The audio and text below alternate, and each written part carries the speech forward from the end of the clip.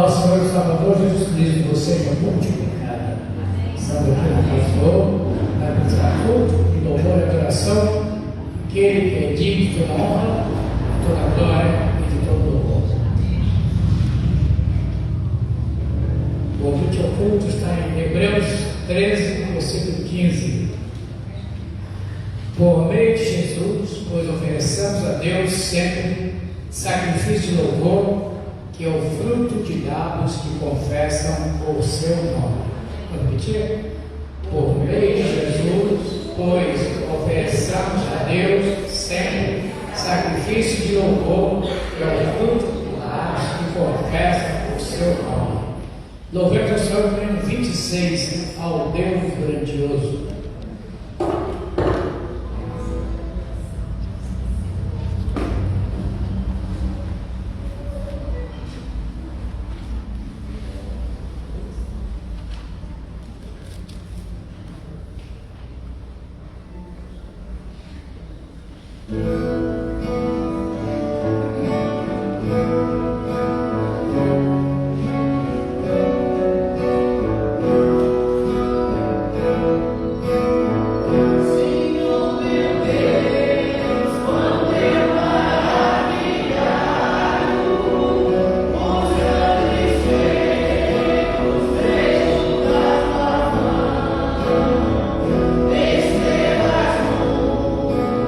Senhor.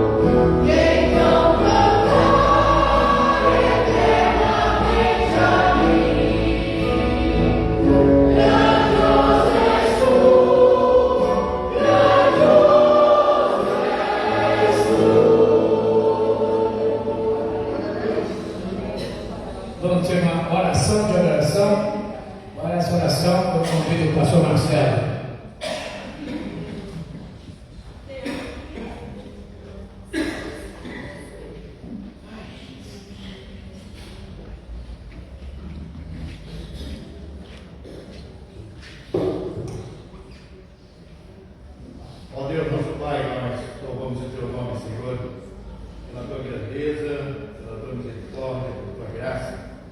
Louvamos o Teu nome pelos Teus cuidados para conosco, Senhor, Teu renova todos os dias. Louvamos o Teu nome, Senhor, porque Tu és fiel para conosco. Louvamos o Teu nome pela providência que Tu tens nos trazido dia após dia, principalmente através da Tua palavra. Louvamos o Teu nome por essa igreja. Louvamos o Teu nome pelo Teu povo espalhado sobre a face da terra. Louvamos o Teu nome por aquilo que Tu és e aquilo que Tu representa para nós. Recebe a nossa adoração, nosso louvor, mais uma vez aqui nesta manhã. É o que pedimos e agradecemos em nome de Jesus. Amém. Convido a igreja que está de pé para lermos alternadamente o Salmo 18, de 1 a 6.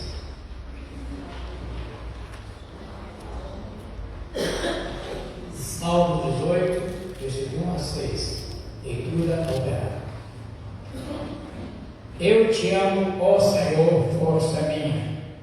O Senhor é a minha rocha, a minha cidadela, o meu libertador, o meu Deus, o meu rochedo, em quem tenho refúgio, o meu escudo, a força da minha salvação, o meu baluarte. Invoco o Senhor, digo ser louvado e serei salvo dos meus inimigos. Laço de morte me cercaram, correntes de piedade me fizeram temor. Cadeias infernais me sentiram e tramas de morte me surpreenderam. Todos. Na minha angústia, invocei o Senhor, gritei por socorro ao meu Deus. Ele, do seu templo, ouviu a minha voz e o meu clamor lhe penetrou nos ouvidos. Ministério de oração com louvor.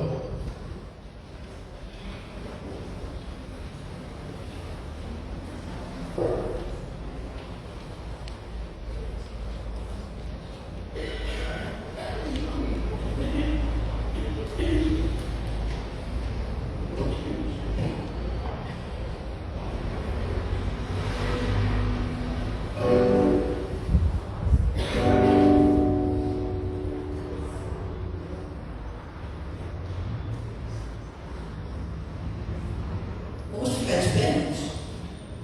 Vai cantar esse louvor, que o nome sobre todo nome. Jesus é o nome, né? Sobre todo nome, a quem devemos adorar.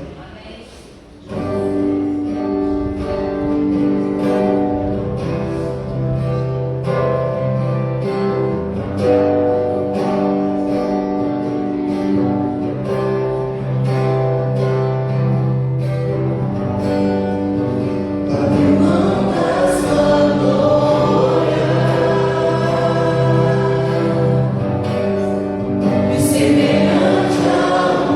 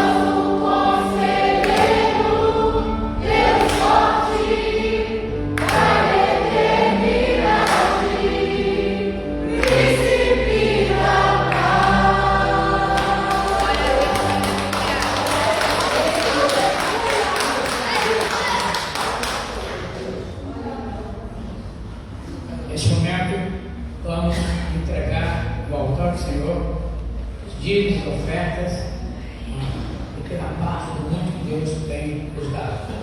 Será as ofertas, os dízimos serão utilizados no sustento da obra do Senhor. Gênesis 14, 20, assim diz a palavra de Deus. E bendito seja o Deus Altíssimo, que entregou os teus inimigos nas tuas mãos e deu-lhe dízimo de tudo. Faça a entrega dos dízimos das suas vidas. E os dízimos, vão ficar de pé também. Esse grande escopo, família, nós somos um só corpo, uma família em nome de Jesus. Então vamos nos cumprimentar também e fazer os nossos dízimos à casa do tesouro.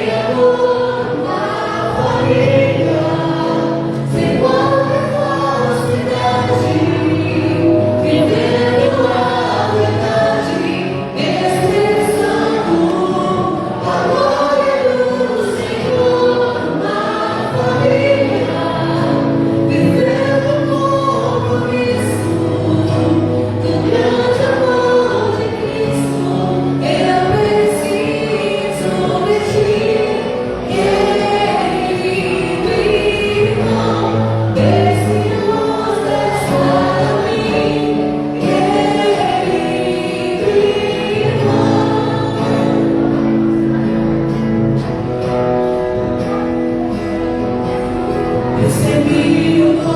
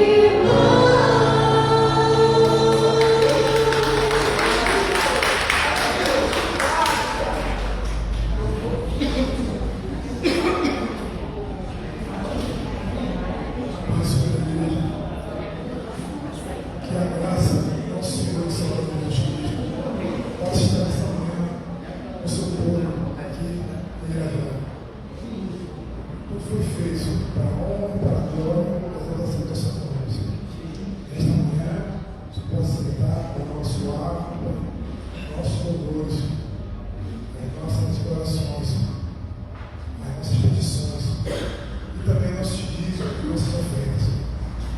Que o Senhor venha abençoar, se for de sua vontade, para todos aqueles que puderam estar trazendo para a tua casa, para o alimento, para que não venha faltar a sua palavra.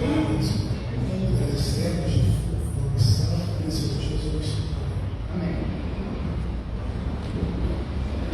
Sirva Jesus amado, amor e ressurgiu. Eu sei que está presente e sei que me remiu. Amor infinito eu sinto por onde quer que eu vá, e no momento extremo bem perto está. Jesus, Jesus, me livra de pecar. Comigo está, comigo vai, não tenho mais pesar. Jesus, Jesus, quer dar-me a salvação e quer viver, reinar em mim e em meu coração.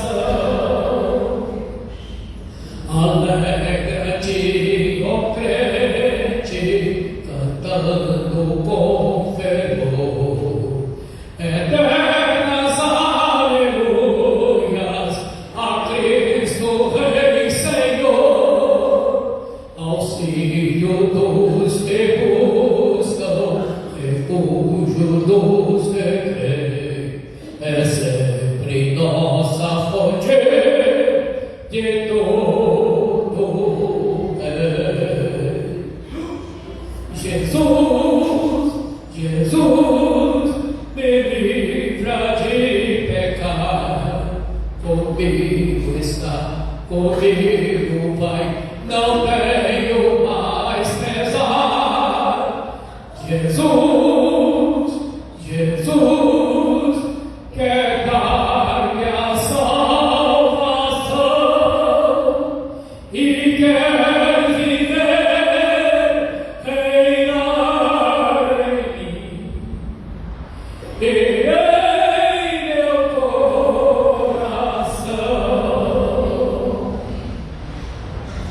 Estamos chegando no momento de ouvirmos a mensagem da palavra de Deus, que a mensagem, com certeza, Deus colocou no coração do seminarista Rodrigo e será transmitido para cada um de nós.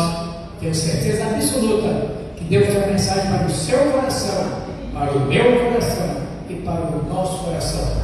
Como é que eu estou aqui, o reverendo Carlos Alberto está na igreja de Ramos desde a primeira da manhã, está na igreja de Ramos, hoje ele está aqui nesse momento, mas à noite estará aqui para celebrar a ceia do Senhor. Então, eu vou passar, soltar uma oração por iluminação, por ritual, e logo após se merece a palavra.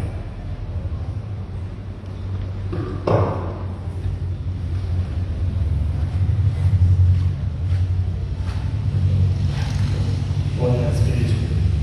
Pai querido, Pai amado, estamos aqui, ó Pai. Estamos aqui porque Tu nos separaste, ó Pai, para Te servir, Te adorar e exaltar o Teu santo nome, ó Pai. Pai querido, a Tua mensagem será exposta, ó Pai, na Tua igreja. Pai, mas que o nosso coração seja solo fértil, ó Pai, para essa mensagem. Que a Tua semente possa entrar nesse solo, ó Pai, e florescer, Senhor. Pai, que Tu possa, ó Pai, arar o solo do nosso coração, prepará-lo, ó Pai, para receber essa mensagem que vem de Ti, ó Pai, para receber a vida, ó Pai, que vem de Ti, Senhor, porque a Tua palavra é vida, ó Pai, o Logos é vida, Senhor. Pai amado, ilumina o seminarista Rodrigo, ó Pai, nesta mensagem que ele vai nos trazer, que ele seja um canal Teu neste local, ó Pai, que ele seja a boca de Deus nesse local, Senhor. Pai, ilumina esse momento. Remove de nós qualquer coisa que venha nos atrapalhar ao ouvir a Tua mensagem, Pai. Ó Pai, remove qualquer pedra do nosso coração, Pai, para que a Tua semente não cresça em meio a pedras. Remove, ó Pai, qualquer espinho dos nossos corações, para que a tua semente não cresça sufocada por espinhos, ó Pai, e que ela possa cair no solo fértil, ó Pai, e no devido tempo, ó Pai, dar frutos, Senhor. É o que te pedimos, ó Pai, humildemente, no nome santo de Jesus. Amém.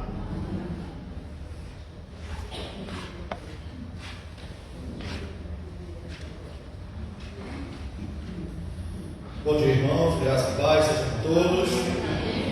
Vamos abrir a palavra do Senhor em Efésios, capítulo 3, carta de Paulo aos Efésios, capítulo 3, versos 14 a 21. Se eu pudesse colocar de pé, a gente vai encontrar o texto. Reverência ao nosso Deus. Carta aos Efésios, capítulo 3, versos de 14 a 21.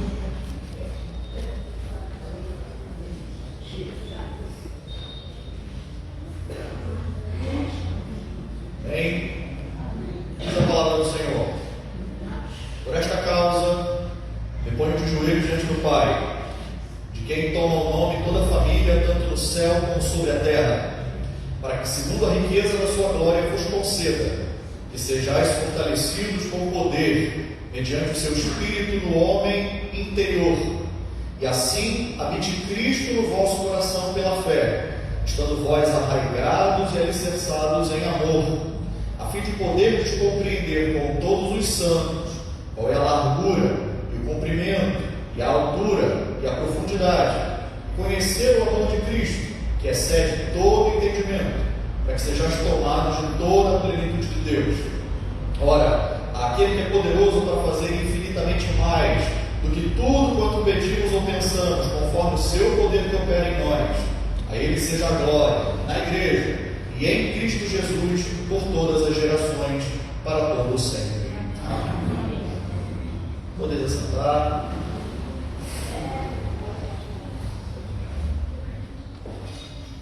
Amor e poder. Poder e amor são assuntos que, dentro da arte, na poesia, no teatro, nos romances, acabam predominando quase sempre. O amor ao poder, ele arruinou muitas pessoas, destruiu vidas, destruiu lares, destruiu reinos. E o poder do amor levou pessoas fracas a fazerem coisas extraordinárias. É verdade que também levou pessoas poderosas a fazer coisas muitas das vezes tolas. Mas o amor e o poder são coisas que regem a nossa vida. Você procura estar perto das pessoas que você ama e procura sempre agir em favor dessas pessoas. Você sempre vai procurar, por exemplo, um emprego que te permita trabalhar aquilo que você ama. Nós somos movidos pelo amor. Mas muitas pessoas também correm atrás de dinheiro, por exemplo, porque o dinheiro é uma forma de obtenção de poder, seja poder para poder influenciar pessoas, seja poder para estar em destaque, seja poder de compra. Poder e amor são coisas que regem o mundo. E apesar do mundo correr atrás dessas coisas, de uma forma, muitas das vezes, vil, contrária àquilo que a palavra de Deus nos orienta, amor e poder é o que permeia essa oração de Paulo que nós acabamos de ler. Porque para Paulo, isso é a essência do Evangelho. Amor e poder são a essência do Evangelho. O Evangelho é o poder de Deus para a salvação de todo aquele que crê. E uma vez que nós cremos nesse Evangelho, Deus nos confere poder para vencermos as tentações, para resistirmos às tentações, para dizermos não às propostas do mundo, para vencermos a Satanás. E esse Evangelho ele nos fala do amor de Cristo por nós. Ele fala do amor que Deus teve a ponto de entregar o seu próprio Filho. E uma vez também crendo nesse Evangelho, o Espírito de Deus trabalha no nosso coração de tal forma que nos leva também a amar. Seja amar a Deus, seja amar o nosso próximo e amar até mesmo os nossos inimigos. Das três coisas que precisam existir no nosso coração: a fé, a esperança e o amor. O apóstolo Paulo pontua que desses três, o mais importante deles é o amor. Portanto, na visão de Paulo, o Evangelho se resume nisso: amor e poder. Amor a Deus, amor ao meu próximo, amor de Deus por mim e de mim para com Ele, e poder desse Deus operando no meu coração, operando na minha vida, transformando o meu ser, e amor desse Deus fluindo de mim para abençoar a vida do outro. O Evangelho é amor e é poder. Havia três igrejas de grande destaque no Oriente Antigo. A igreja de Jerusalém, que era a mãe de todas as outras; a igreja de Antioquia, que foi o primeiro grande celeiro missionário na época da igreja primitiva; e nós temos a igreja de Éfeso, que tinha uma das localizações mais privilegiadas de todo o Império Romano. Ela ficava num grande centro de idolatria. Era na cidade de Éfeso que existia dois templos, um em dedicação à deusa Diana, que era uma deusa romana. Você tinha outro templo dedicado à adoração ao imperador romano.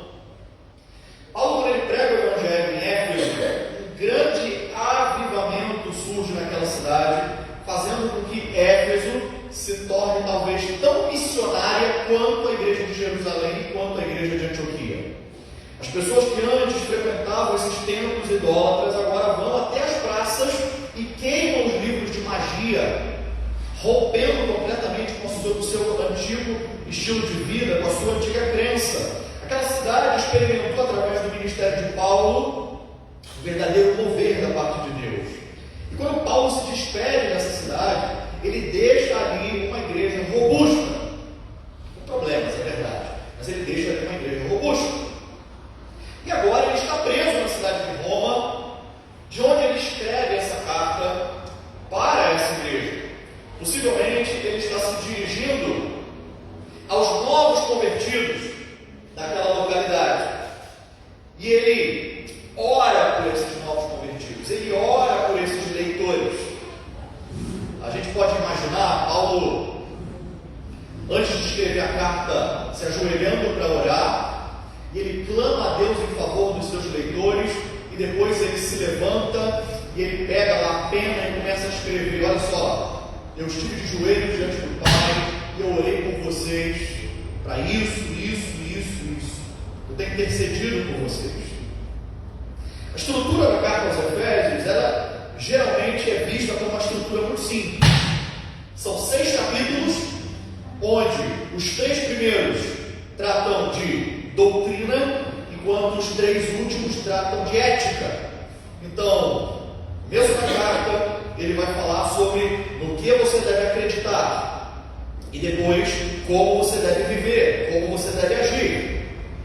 Mas um homem chamado N.T. Wright, um dos maiores especialistas em Novo Testamento que nós temos na atualidade, ele acredita que essa primeira parte da carta, que faz parte desse texto que nós acabamos de ler, ela não é meramente doutrina. Não é simplesmente Paulo, de forma árida, de forma monótona, explicando aquilo que você deve crer. Não. Ele entende que esse mesmo da carta, ele fala de uma grande paixão pela oração. Parece que Paulo aqui, ele demonstra todo o sucesso que ele tem na sua vida ministerial, pastoral, mostrando que todo esse sucesso flui do poder de Deus por meio da oração. Porque em meio à doutrina que ele vai expor, Paulo para e Paulo ora o tempo todo pelos seus leitores. Essa oração que nós acabamos de ler, no capítulo 3, já é a segunda oração que ele faz. A primeira oração está no capítulo 1, a partir do verso 15, onde ele ora pedindo para que Deus desse conhecimento aos seus leitores. Conhecimento de 3 coisas. Primeiro, conhecimento sobre a esperança que existe no Evangelho. Segunda coisa que Paulo pede nessa primeira oração é que os crentes possam conhecer conhecer a riqueza da glória que nos aguarda na eternidade. E a terceira coisa que ele pede é que eles conheçam a grandeza do poder de Deus que opera através deles. E a gente olha essa primeira oração de Paulo e já vê que ela é bastante complexa. Complexa porque, será que nós seríamos capazes de ter tudo isso aí em vida? Será que a gente é capaz de entender a riqueza da glória que nos aguarda na eternidade com Cristo? Será que você hoje consegue entender plenamente toda a majestade da glória celestial que está reservada para nós? Você consegue isso? Será que hoje você já é capaz de entender a grandeza da soberania de Deus que opera no seu coração? Esse poder de que Paulo se refere aqui nessa primeira oração, de que ele quer que você entenda o poder soberano de Deus, é o poder que ele vai explicar, foi o poder de ter o tamanho da riqueza da glória eterna, o tamanho do poder de Deus que opera em cada um de nós, o tamanho da glória de Cristo, o tamanho da influência, do poder, da sua ressurreição, da sua exaltação. É que você hoje consegue compreender essas coisas? A gente pode dizer assim, não, a gente não consegue mesmo. Mas essa oração do capítulo 3 que nós lemos, ela coloca um patamar muito acima disso. Muito acima disso. É facilmente a oração mais ousada de toda a Bíblia. Mais ousada. Você nunca vai encontrar na Bíblia uma oração tão intrépida e tão ousada quanto essa do capítulo 3 que Paulo foi capaz de fazer. Acompanhe comigo. Nos versos 14 e 15 do capítulo 3, Paulo diz que se põe de joelhos diante de Deus. O judeu naquele tempo, ele tinha o costume de orar em pé com as mãos erguidas. Quando ele se colocava de joelhos, era porque havia uma necessidade muito intensa no seu coração e ele estava ali em grande rogo, em grande necessidade, buscando a Deus tudo que ele tinha. Ele, em favor dos seus leitores, ele se põe de joelhos diante de Deus. E ele diz exatamente de que Deus ele se põe de joelhos. Ele está se pondo de joelhos diante daquele Deus de quem toda a família, nos céus e na terra, chama o nome, toma o nome. Paulo está falando sobre a igreja. A família aqui em especial é a família de Deus. Somos todos nós que somos feitos por meio de Cristo, filhos de Deus. Todas essas pessoas, elas tomam o nome de Deus para si, porque essa é a nossa identidade. Quem você é em Cristo? Você é de Deus. Esse é o seu sobrenome. Essa é a sua identidade. Você pertence a Ele. Você foi comprado por Ele. Você toma o nome dEle. Você o serve. Você vive para Ele. Toda a família de Deus, seja na terra, seja no céu. Ele se refere também àqueles crentes que já estão na presença do Senhor. É como se fosse todos uma grande família. Seja aqueles que estão aqui, batalhando, lutando contra as dificuldades da vida, lutando contra o pecado, e aqueles que já estão triunfando na glória com Cristo.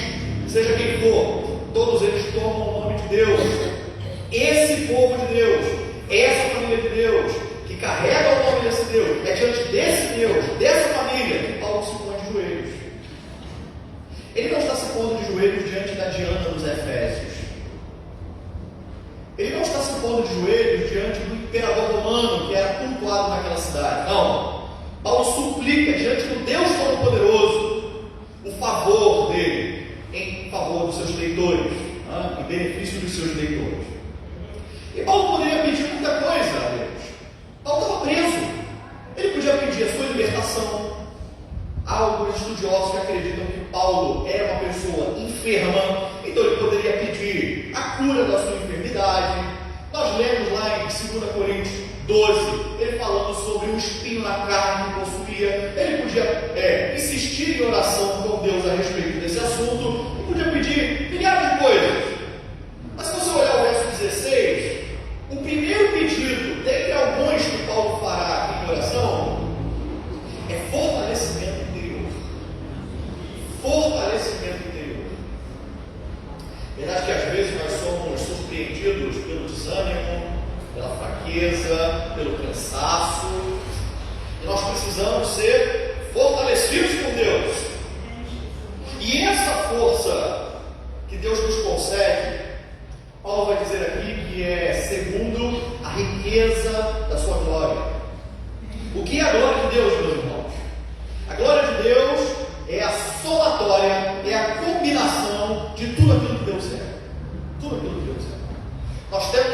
características de Deus que Deus deu aos seres humanos, aos anjos. Por exemplo, Deus é bom, e nós podemos também exercer bondade. Deus é amor, e nós também podemos amar. Deus é justo, e nós também podemos exercer justiça. Deus é misericordioso, podemos exercer misericórdia. Mas há algumas características de Deus que Ele reservou exclusivamente a si mesmo. Ele não compartilhou isso com ninguém. Só Deus e ninguém mais é eterno. Só Deus e ninguém mais é autossuficiente, é imutável, é imenso, é infinito. Só Ele é todo-poderoso, só Ele é onipresente, onisciente, onividente, oniaudiente, só Ele. Ninguém mais.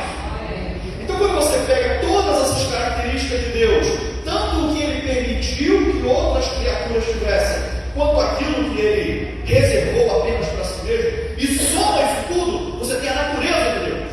Você tem Deus na sua completude, você tem Deus na sua imensidão. Isso é a glória de Deus. Paulo aqui está rogando por tudo que Deus é. Paulo está dizendo: Senhor, eu imploro a Ti, por toda a Tua natureza, por tudo que o Senhor é, eu imploro ao Senhor, conceda poder aos seus servos, fortaleça os seus servos no seu interior. Mas essa força que Paulo roga não é exatamente poder para operar milagres, para operar maravilhas, né? A gente pensa logo nisso, para fazer coisas extraordinárias e sobrenaturais. Não, Paulo aqui está pedindo poder para nos sustentar no abatimento. É poder para não deixar você desistir em meio à tribulação e angústia. É poder para quando a ansiedade vier, as crises vierem, as dúvidas vierem, você não fraquejar. É esse tipo de poder que está sendo rogado aqui. Porque se você ler o verso 13, você vai ver que a igreja estava preocupada com Paulo. Você vê que Paulo está preso e a igreja está angustiada por causa desse sofrimento que o apóstolo está passando. E Paulo vai orar para que a igreja não desfaleça por causa dos seus sofrimentos. É claro que o poder que vem do Evangelho, o poder que nos é dado por Deus, além de também não nos deixar desviar o foco, desistir em meio aos peregos da vida, ele também é poder para não nos deixar sucumbir diante das tentações. É poder para você olhar a face da tentação quando ela vier e dizer não. É poder para quando Satanás vier com as suas propostas, você rejeitar essas coisas. Porque nenhuma dessas coisas é produzida pelo teu próprio esforço. Você não tem condições por si mesmo de dizer não ao pecado. Você não pode produzir santidade por conta própria. Você não pode. Portanto, é necessário que pelo Espírito Santo Deus produza isso no teu interior. Então, a primeira coisa que Paulo está pedindo em favor dos seus leitores nessa ousada oração é: Senhor, por tudo que o Senhor é, eu imploro a Ti, conceda poder aos teus servos, poder para eles não desistirem na caminhada da vida, e poder para eles lutarem e vencerem as lutas espirituais que vierem, lutarem contra a tentação e serem triunfantes, lutarem contra o mundo e resistirem, lutarem contra Satanás e vencerem. Isso é produzido em nós pelo Espírito de Deus. Pelo Espírito de Deus. E aí no verso 17, Paulo vai falar sobre Cristo habitar no nosso coração. Mas a única maneira de você entender isso aí é de que Cristo já habita no coração dos crentes. Até porque se não for assim, você não é crente. Até porque se não for assim, você não tem o Espírito Santo. Então a única forma de nós compreendermos isso é que Cristo já habita no nosso coração, mas infelizmente tem lugares, tem áreas da nossa vida que Cristo ainda não é soberano completamente. Nós, às vezes, aceitamos a Cristo, cremos nele como nosso Redentor, como nosso Senhor, mas insistimos em dizer: não, Jesus, essa parte aqui não. Não, Jesus, essa área da minha vida, não, aí, espera um pouquinho mais. Nós precisamos, irmãos, deixar que Cristo tome todo o controle da nossa vida. Seja na área conjugal, seja na área profissional, seja nas amizades, seja nos nossos estudos, seja na vida familiar. Jesus precisa ser soberano sobre todas as áreas da nossa vida. Ele vai dizer: Cristo assim habite, verso 17, no vosso coração, pela fé. Habite. O habitar aqui em Paulo fala de uma morada permanente. É diferente quando você, por exemplo, vai viajar e vai para um hotel. Você procura ali no hotel, você se instala durante alguns dias no hotel, acabando a viagem, você sai do hotel. Não é a tua casa. Mas na tua casa é completamente diferente. Você mora ali, você vive ali, você habita ali, você tem todas as chaves da casa. Você trabalha na casa a hora que você quiser, você faz obra, você faz mudança, você muda as coisas de lugar, você faz o que você quiser, você tem completo acesso, completa liberdade dentro da sua casa. Quando ele fala sobre Cristo habitar, a palavra grega aqui tem esse sentido. Não é uma coisa que ele vai lá, fica um tempo e depois vai embora. Não, ele fica e ele permanece. Então, para Paulo, isso só é possível se o Espírito Santo agir nas nossas vidas com poder. Porque o verso 17 é uma consequência do verso 16. Você só pode fazer com que Cristo habite no seu coração e tome de forma completa a sua vida se o Espírito atuar com poder em você. É uma consequência. Nós, na visão de Paulo, somos um edifício. Para Paulo, a igreja é um edifício de Deus. Ele vai usar essa comparação em outras partes da carta aos Efésios, inclusive. Então é o lugar onde Deus habita, é onde Cristo mora. Nós somos a casa de Deus, nós somos o templo do Senhor. Então a consequência de ter Cristo atuando e reinando sobre todas as áreas da nossa vida está aí na consequência do verso 17. Ele vai dizer que Cristo habitando no nosso coração pela fé faz com que nós estejamos arraigados e alicerçados em amor. Paulo vai usar duas analogias aqui, né? A analogia da árvore e a analogia do edifício. Arraigado tem a ver com estar com as raízes ficadas, e o alicerçado tem a ver com alicerce. Ele vai usar duas analogias que inclusive ele vai atribuir à igreja em outras obras dele. Por exemplo, na carta aos Romanos, Paulo vai enxergar na carta aos Romanos a igreja como se a igreja fosse uma árvore. Nós estamos alicerçados e arraigados em amor, se Cristo domina todas as áreas da nossa vida, e se o Espírito Santo tem atuado com poder no nosso interior. Você quer saber se o Espírito Santo tem atuado? Você quer saber? Porque uma coisa é você ter o Espírito Santo, outra é o Espírito Santo ter você. Você quer saber se o Espírito Santo tem dominado a sua vida e tem agido com poder no seu interior? Você quer saber se Cristo tem sido o Senhor sobre todas as áreas da tua vida? Observe o seu proceder. Você tem amado? Porque se você não está alicerçado como um edifício fincado ali na rocha, se você não está como uma árvore com as raízes fincadas na terra em amor, então está precisando viver, buscar, aprimorar a sua vida espiritual, a sua relação com Deus. Não é um amor que desvanece quando os ventos são contrários, quando a dúvida, quando a afronta, quando a injustiça sopra contra nós, quando a frustração. Não, é um amor que permanece. Pode soprar o vento que for, meu irmão. Porque o amor, ele é a marca do cristão. Jesus, ele diz que o mundo vai conhecer que o Pai o enviou quando nós nos amarmos uns aos outros. Se você está firmado em amor, é porque Deus tem atuado na sua vida. Porque Jesus tem sido teu Senhor de forma completa, de forma plena. A primeira oração que Paulo faz aqui: Senhor, concede poder aos teus servos. Concede poder. Age pelo teu Espírito no interior deles. A segunda coisa que Paulo pede em oração é que Cristo domine, seja soberano sobre cada vida, cada área da vida dos meus leitores, igreja, dos servos do Senhor. Terceira coisa que Paulo vai pedir nessa oração ousada é que nós possamos compreender e conhecer uma determinada coisa. O quê? O que significa ser igreja e o amor de Cristo. Paulo ora no verso 18 para que nós possamos compreender, perceba, com todos os santos.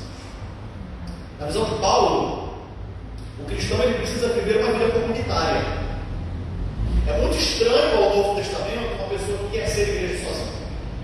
Não. Você precisa de uma comunidade. Você precisa dos seus irmãos. A igreja é um corpo. E sendo um corpo, um membro sozinho não é corpo. Se eu arranco o meu dedo fora, esse dedo sozinho não é o meu corpo todo. Deus ele sempre trata com o seu povo. Deus ele sempre tem aliança com o seu povo. Deus ele sempre trata com indivíduos em questão de coletividade. Sempre é visto dessa maneira, tanto no Antigo como no Novo Testamento. A aliança que Deus fez foi com Israel. Israel, povo. E no Novo Testamento é revelado que é Israel de Deus, é a igreja, é o povo de Deus. Então ele diz que nós precisamos compreender, junto com todos os santos, em comunidade, o quê? O que significa ser igreja? Porque é disso que ele vai tratar. O que significa ser igreja? Ele vai retomar as dimensões de um edifício. Ele vai falar sobre largura, comprimento, altura e profundidade. E ele vai dizer que nós devemos entender, porque ele fala do compreender aqui no sentido intelectual. Você tem que entender, teoricamente, intelectualmente, tem que estar muito claro na sua mente o que significa ser igreja. E o que significa ser igreja?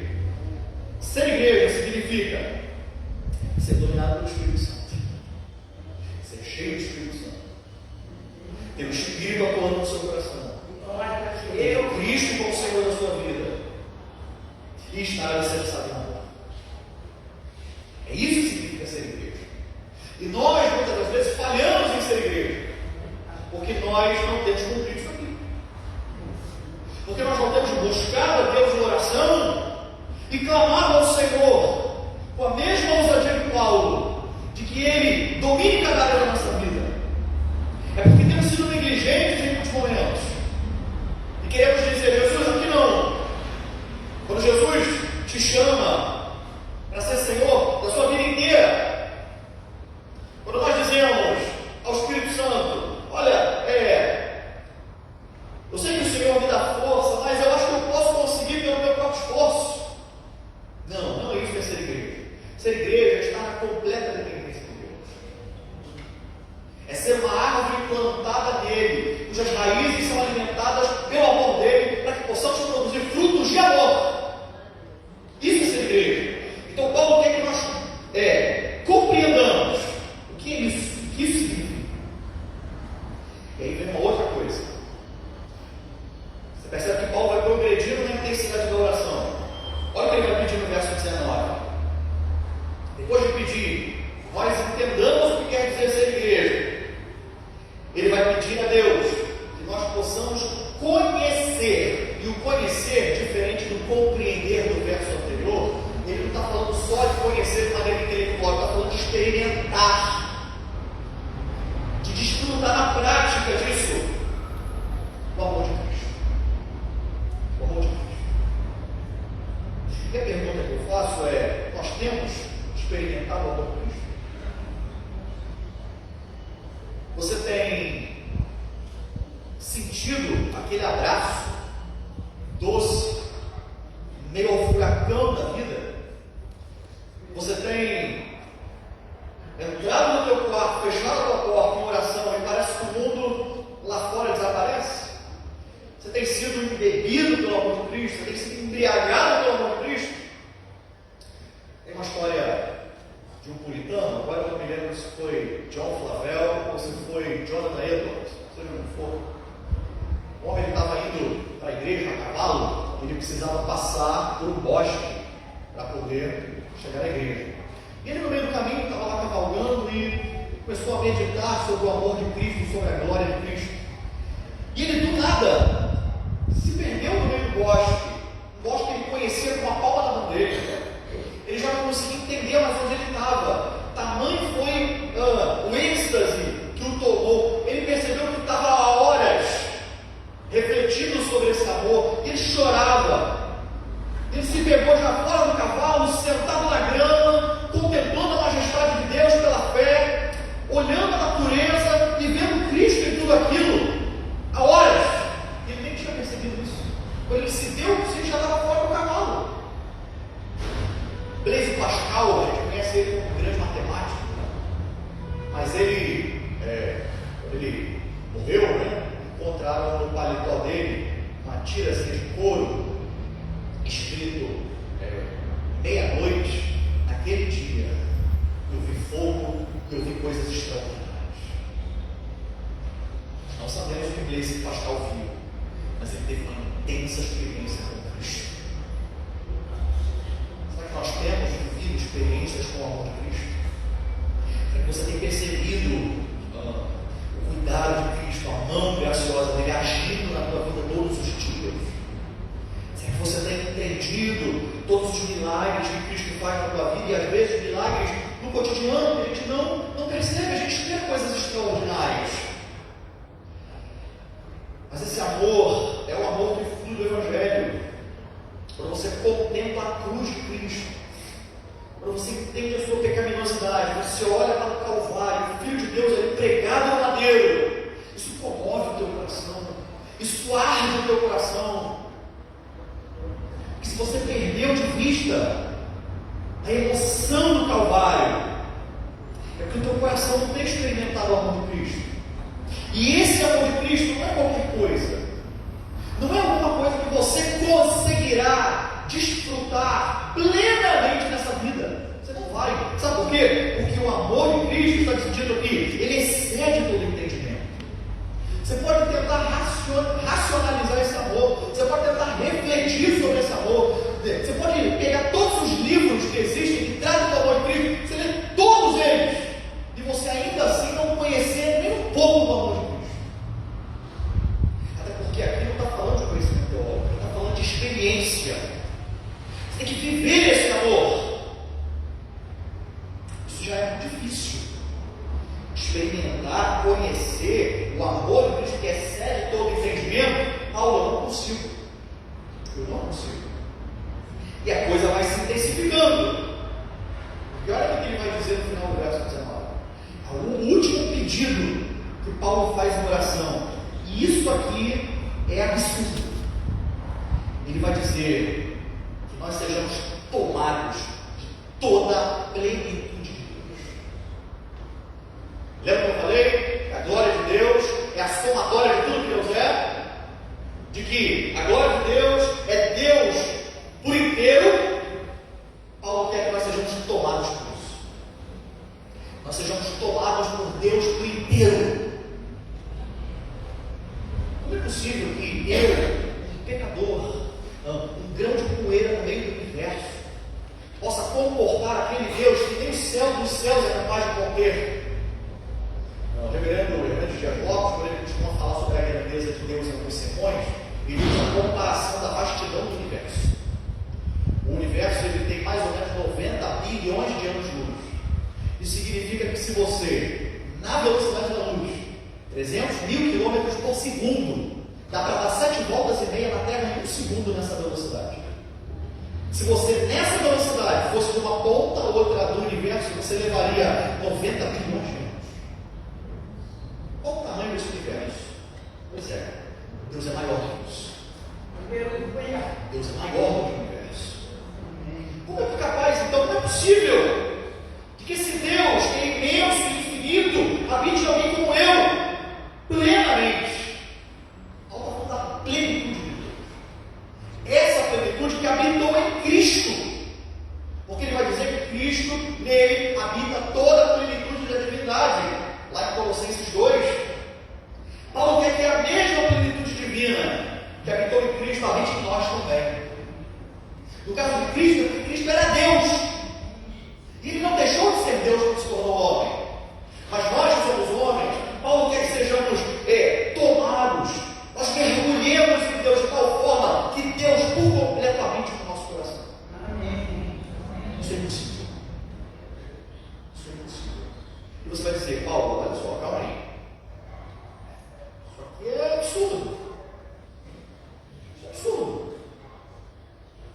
Que o Espírito Santo me fortaleça, ok.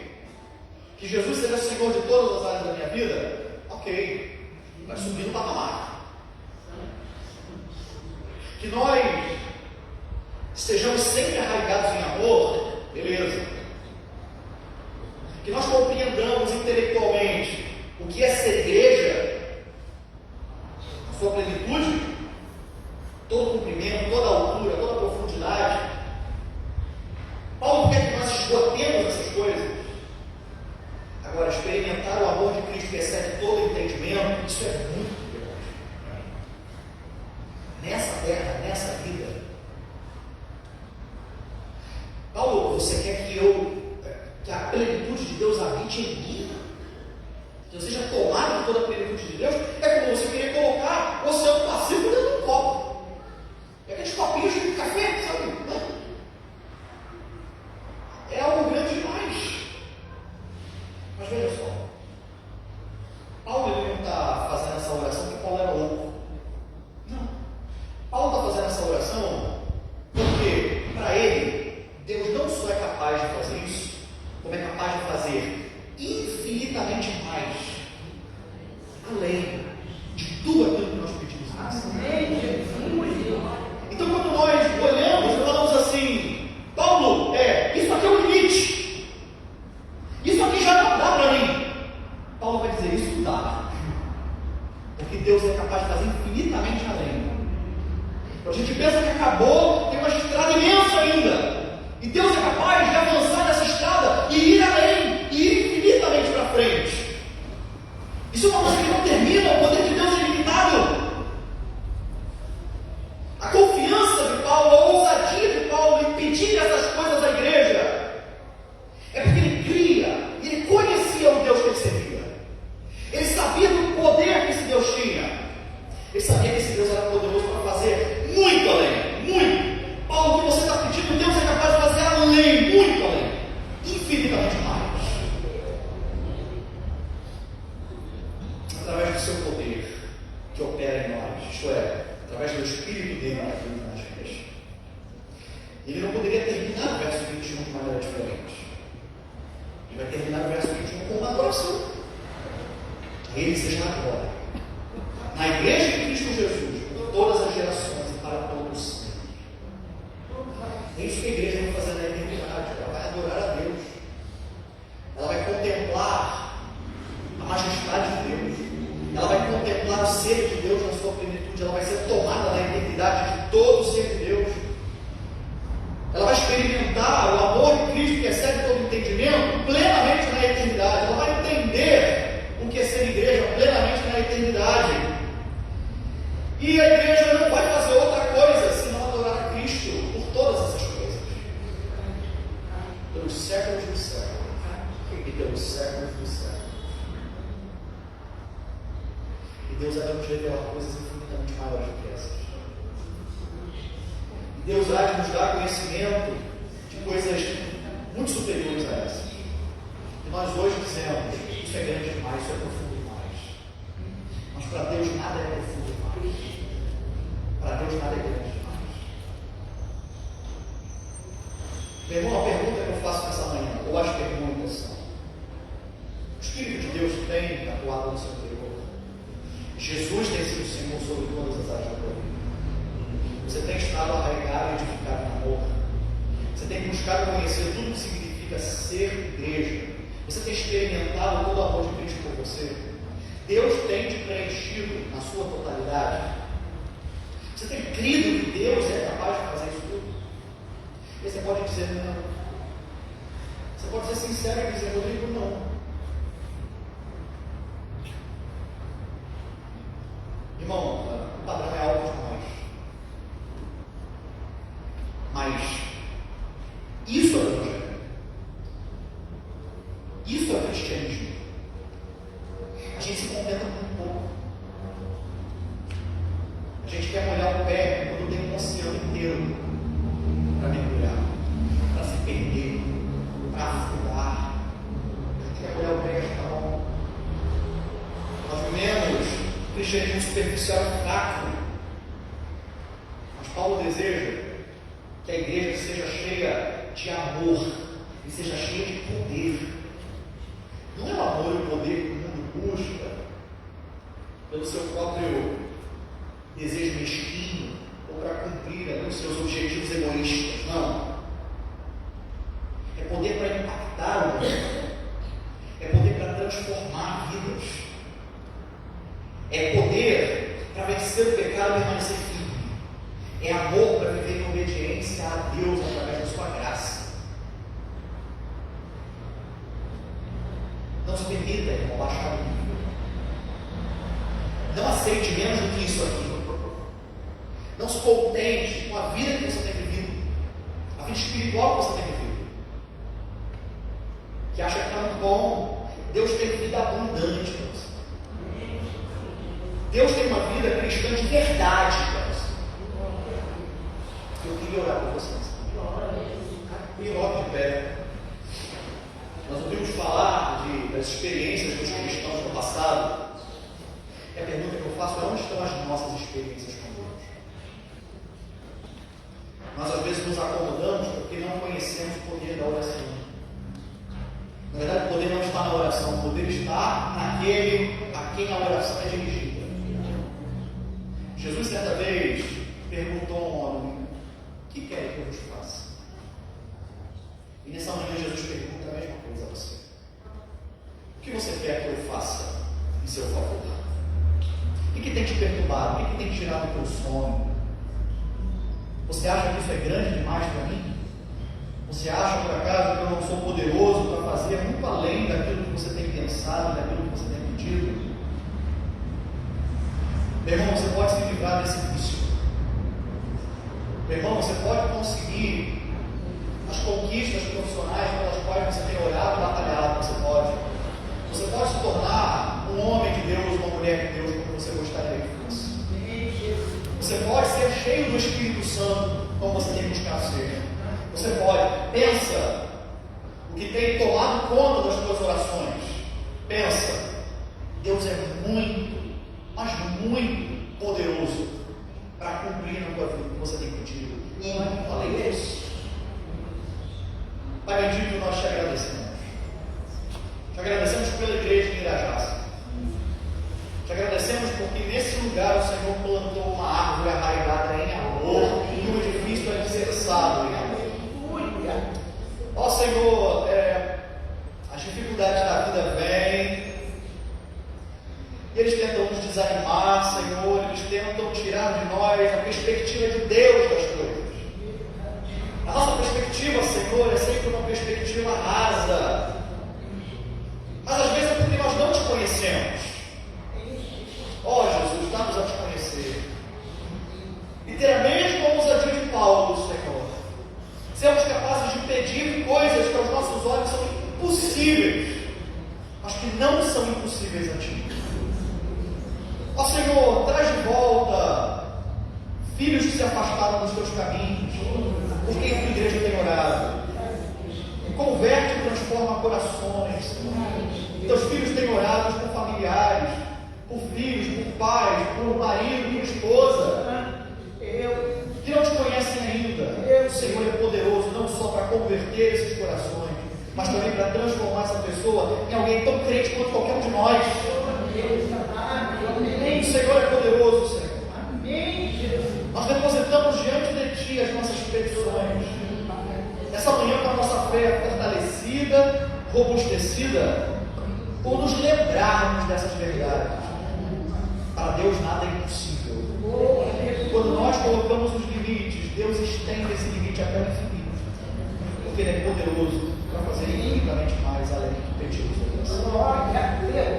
Senhor, fortalece a tua igreja, Senhor, o teu Espírito Santo, e enche a tua igreja de poder, porque o Evangelho é poder de Deus. Não façamos nada no nosso próprio entendimento, no nosso próprio esforço, na força do nosso braço, não, mas na dependência do Espírito. Porque se Jesus em tudo foi submisso ao Espírito Santo, isso é uma lição para nós. Se o Filho de Deus operou todas as coisas pelo poder do Espírito, por que nós vamos querer a Deus ser diferentes? Que haja em nós o mesmo que houve em Cristo Jesus. Que aquele Espírito abundante esteja em nosso meio e em nosso coração. Que Cristo seja o Senhor sobre tudo. Porque não existe nada no universo que Ele não possa dizer: isso é meu, isso me pertence, isso foi criado por mim, isso foi criado para a minha glória. Nós somos assim, Senhor. Nós fomos criados para a tua glória. Nós queremos em tudo glorificar a esse Senhor. Seja Jesus Senhor sobre nós. Senhor, seja Senhor sobre a nossa vida. Produz amor em nós. Fortalece o nosso coração. Que as pessoas vejam Cristo. Que as pessoas conheçam o teu poder através da nossa vida. Que o Senhor nos use nesse mundo tenebroso como luz e como sal que devemos ser. Nós entregamos essa igreja, cada irmão de forma individual, nos cuidados do Senhor. Te pedimos, Senhor, opera, fortalece a nossa fé, dá-nos a conhecer a Ti e ao Teu amor, para que assim sejamos fortalecidos na certeza de que o Senhor está conosco e não nos abandona. O Senhor está conosco e nos ama. O Senhor está conosco e a nossa força vem de Ti. O Senhor está conosco e tudo que há de bom em nós provém de Ti. O Senhor está conosco e é poderoso para ir além do que temos te pedido. É a oração que te fazemos em nome de Jesus. Estamos chegando ao final do culto dessa manhã. Estamos gratos a Deus que nos concedeu essa belíssima oportunidade. Daqui a pouco teremos a nossa escola bíblica dominical, a maior e melhor escola do mundo. Eu digo sem nenhum constrangimento, porque eu só amo essa escola há muito tempo, desde quando eu era pequena, quando eu era criança. E não me dá continuo sendo aluno até hoje. Eu tive até de lecionar algumas classes, eu continuo sendo aluno, não me formei não, sou aluno até hoje. Tá? Daqui a pouco, nós vamos ficar de pé novamente, vamos fazer a oração do Pai Nosso, logo após a superintendência da